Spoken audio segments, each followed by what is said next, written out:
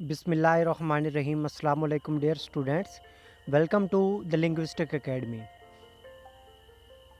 Dear students, आज की इस वीडियो में हम देखेंगे कि अगर हमारे पास डायरेक्ट स्पीच के अंदर इंटेरोगेटिव सेंटेंसेस दिए होते हैं तो हम उन्हें इनडायरेक्ट स्पीच के अंदर चेंज करते हुए क्या क्या तब्दीलियाँ करते हैं।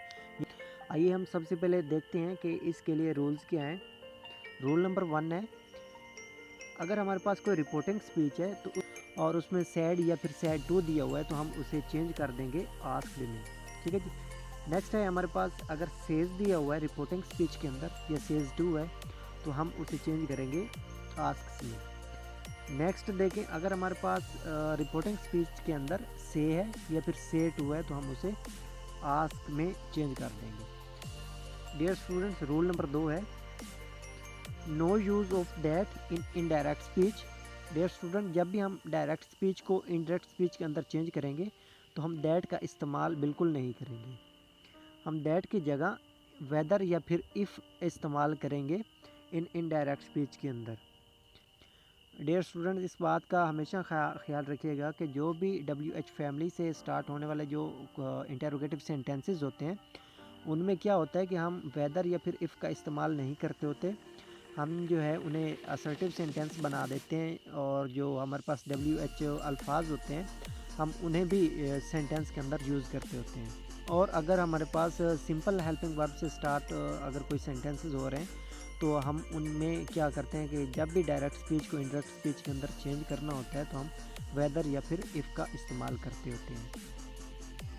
तो डियर स्टूडेंट, हमारे पास रूल नंबर 3 है इंटेरोगेटिव सेंटेंसेस के हवाले से। Question mark in indirect speech will change to full stop. Dear student, interrogative sentences में क्या होता है कि उनके एंड पे क्वेश्चन मार्क होता है। जब भी हम डायरेक्ट स्पीच को इनडायरेक्ट स्पीच के अंदर चेंज करेंगे तो हम उसे क्वेश्चन मार्क को फुल स्टॉप में चेंज कर देते हैं। Interrogative sentences in reported speech changes to affirmative sentences. तो डियर स्टूडेंट, जब भी हमारे पास जो रिपोर्टेड स्पीच के अंदर इंटेरोगेटिव सेंटेंसेस दिए होते हैं तो हम उन्हें अफर्मेटिव सेंटेंसेस यानी सिंपल सेंटेंसेस के अंदर चेंज कर देते होते हैं। मीन के सवालिया फ़िक्रों को हम मस्बत फ़िक्रों के अंदर, सिंपल या सादा फ़िक्रों के अंदर चेंज कर देते होते हैं। डियर स्टूडेंट्स, अब हम एग्जांपल्स की मदद से समझते हैं कि अगर हमारे पास कोई डायरेक्ट स्पीच दी हुई है और उसमें इंटेरोगेटिव सेंटेंसेस का इस्तेमाल है तो हम उन्हें किस तरह से इंडायरेक्ट स्पीच के अंदर चेंज करेंगे। तो डियर स्टूडेंट, हमारे पास ये एग्जांपल एक है। तो इसमें देखें, जो हमारे पास डायरेक्ट स्पीच है, he said to me when are you coming here with your sister. तो डियर स्टूडेंट्स, ये हमारे पास एक डायरेक्ट स्पीच है।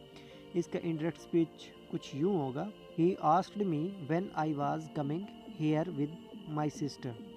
तो डियर स्टूडेंट, आपने देखा कि इस डायरेक्ट स्पीच को इंडायरेक्ट स्पीच के अंदर चेंज करते हुए हमने सैड टू की जगह आस्क्ड यूज़ किया और कॉमास को हटा के हमने कुछ नहीं इस्तेमाल किया। उसकी वजह ये है कि जब भी WH फैमिली से स्टार्ट होने वाले जो अल्फाज होते हैं उनको एज इट इज़ ही लिखा जाता है और उनके बाद क्या होता है कि एक सब्जेक्ट आता है और फिर हेल्पिंग वर्ब आता है और उसके बाद बाकी सेंटेंसेस को हम लिख देते होते हैं। और इसमें क्या है, टेंसेस की चेंजिंग करते हैं और इसके अलावा सर्टन वर्ड्स की भी चेंजिंग होती है और इसके अलावा जो प्रोनाउंस की चेंजिंग होती है वो भी होती है। नेक्स्ट हमारे पास एग्जांपल नंबर 2 है, she said to me where I can get this. इसकी इनडायरेक्ट स्पीच कुछ यूँ होगी, she asked me where she could get that. तो डियर स्टूडेंट, आपने देखा कि हमारे पास जो डायरेक्ट स्पीच थी उसमें इंटेरोगेटिव सेंटेंस का यूज़ हुआ है जो कि रिपोर्टेड स्पीच है और जब हमने इसको इंडायरेक्ट स्पीच के अंदर चेंज किया तो हमने इस सेंटेंस को, इस स्पीच को सिंपल स्पीच बना दिया।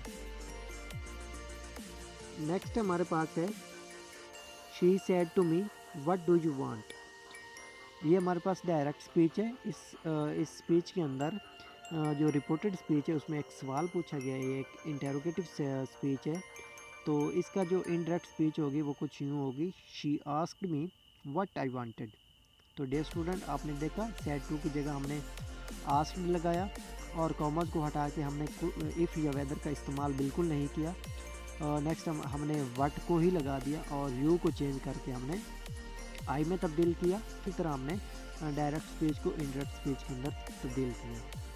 नेक्स्ट हमारे पास एग्जांपल है, Jack said to me why are you coming late these days. तो डियर स्टूडेंट्स, ये हमारे पास एक डायरेक्ट स्पीच है। जब हम इसको इनडायरेक्ट स्पीच के अंदर चेंज करेंगे तो ये सेंटेंस कुछ इस तरह से होगा, Jack said me why I was coming late those days.